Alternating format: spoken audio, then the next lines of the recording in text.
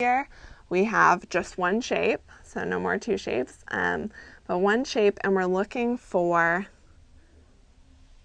the length of side C. We're given that the area of the triangle is 128 and B is equal to 2A. So here we're probably going to want to use Pythagorean because we're looking at side lengths of a triangle. And we're given this information about the area. So we know that the area of the circle is equal to 1/2 of the base times the height. And we also, our other equation that we're going to want is going to be that a squared plus b squared equals c squared for a right triangle. So from the first one, we can get a little bit more information about A and B. So here we can plug in 128 because that's our area, and it should equal 1/2 times B times A. And the other thing we know is we know that B is equal to 2A. So we could substitute this part in for 2A. And if we do that, then we get that 128 equals 1/2 times 2 is just going to give us 1. A times A is going to give us A squared. So we can actually get then that A is equal to the square root of 128. And from that, we can go over to here, and we're trying to figure out what C squared equals. So we know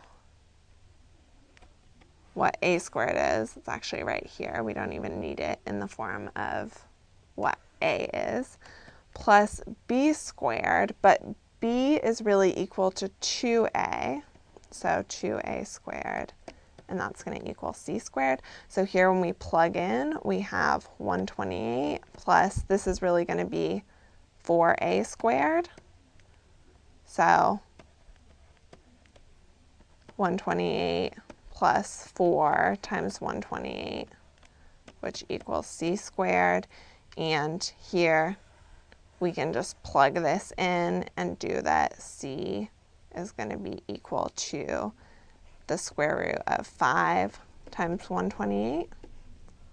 So this to the 1/2, or you can use your little square root sign on your calculator, and that would be the final answer.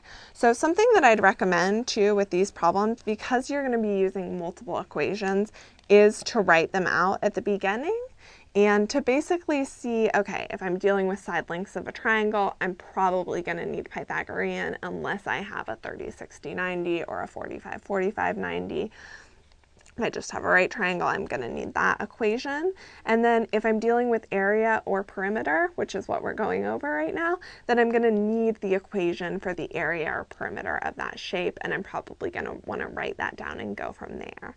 So these problems really aren't too difficult as long as you keep them straight, look for relationships between shapes, etc. But yeah, that's it. So thank you again for watching Educator.com, and I will see you in future SAT math videos.